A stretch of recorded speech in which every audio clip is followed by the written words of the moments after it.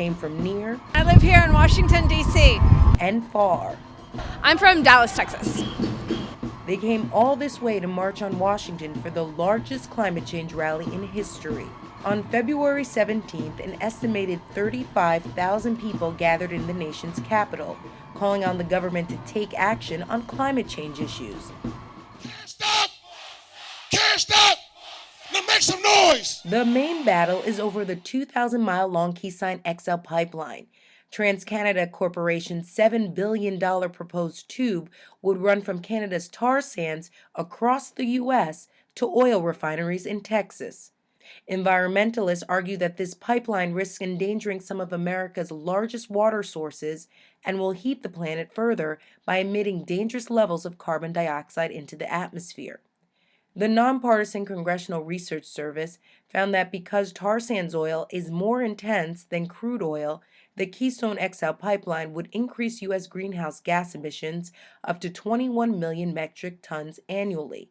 That's the equivalent of an additional 4 million cars on the road. We spoke with climate change author Patrick Bond, who journeyed from South Africa to attend the rally. He says what happens in Washington not only affects Americans, but the entire world. If they extend this, I mean, there are places, Venezuela, Colorado, and North Dakota, all sorts of places all around the world where we could see unlimited extraction and extraordinary destruction in the immediate term as well as the long term. It's, as James Hansen put it, a carbon bomb. The rally took place in the wake of President Obama's recent State of the Union address, in which he mentioned taking action on climate change. I urge this Congress to get together, pursue a bipartisan market-based solution to climate change, like the one John McCain and Joe Lieberman worked on together a few years ago.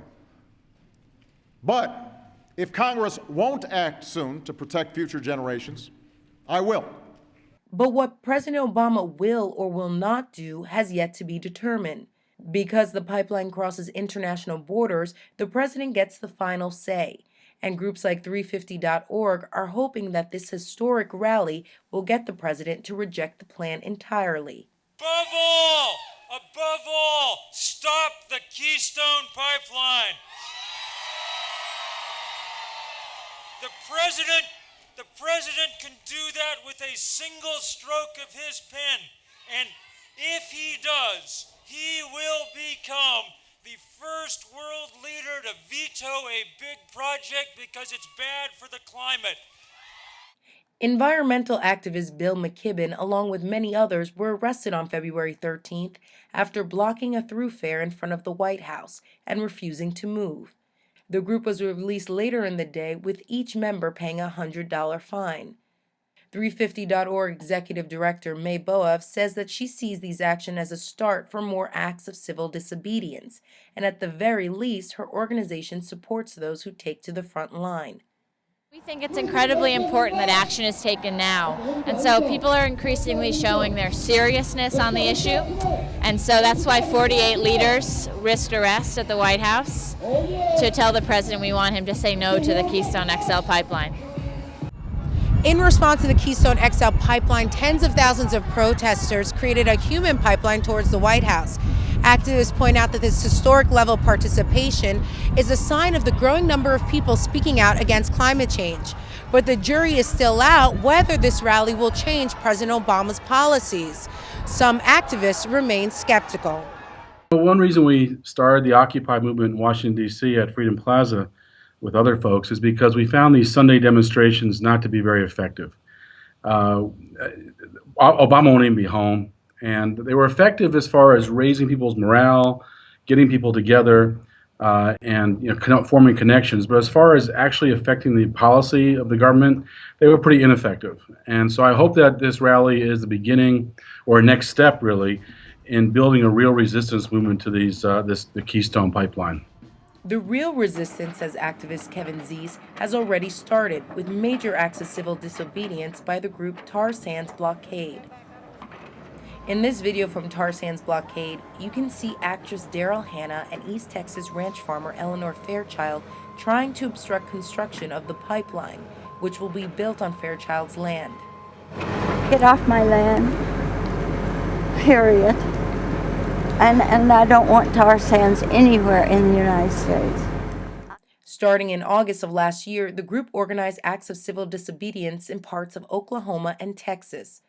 Tar sands blockade spokesman Ramsey Sparks says the climate change rally could be an opportunity for more people to take direct action to stop the pipeline. To stop Keystone XL and prevent its construction is actually a pretty clear prerequisite for a survivable, healthy future.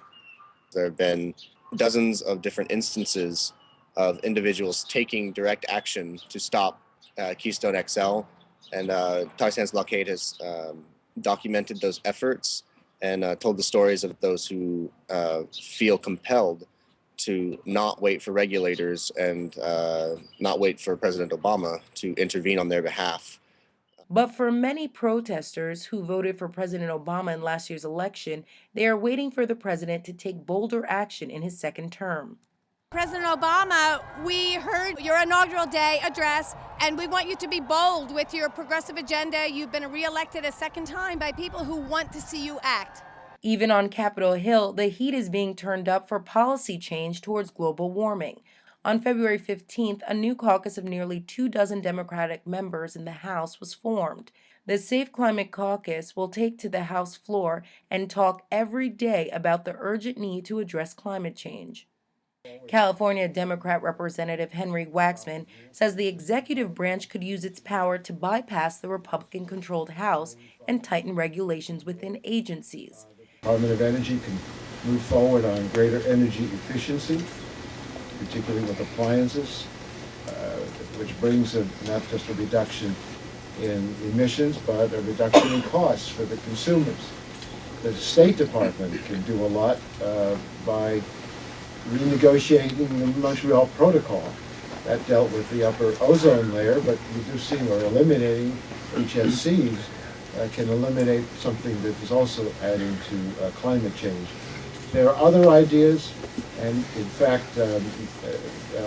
Senator Whitehouse and I, and many of the people here, have joined together in a bicameral group and we wrote to different agencies and to different organizations to get further suggestions. The Real News spoke with caucus member Virginia Representative Jim Moran, who says the real action must take place outside of Washington for members to take notice. The only way that we are going to take constructive steps to address the reality of climate change is through political mobilization. This is, after all, a democracy, and the Congress is supposed to be responsive to its constituents. I think the vast majority of the constituents of this country know that climate change is a reality, that it's a very serious threat, that it's going to cause more and more devastation. Tens of billions of dollars that were not anticipated are going to have to be funded, such as we had to for Hurricane Sandy. And they're trying to get the Congress to listen. Unfortunately, the majority in the House, Republicans, are adamantly opposed, not because their constituencies want them to be, but because their political contributors are often people from the extraction industries who have a lot of money at stake in not regulating greenhouse gas emissions, not restricting air pollution, and not being conscientious with regard to the public health. With the rally in Washington already in the history books, activists are moving forward with the next demonstration. Tar Sands Blockade is planning a week of actions from March 16th through March 23rd, where they will be targeting the office of TransCanada and their investors and shareholders. With tens of thousands speaking out, activists hope this is a sign of more to come. For the Real News Network, Jessica Devereaux, Washington.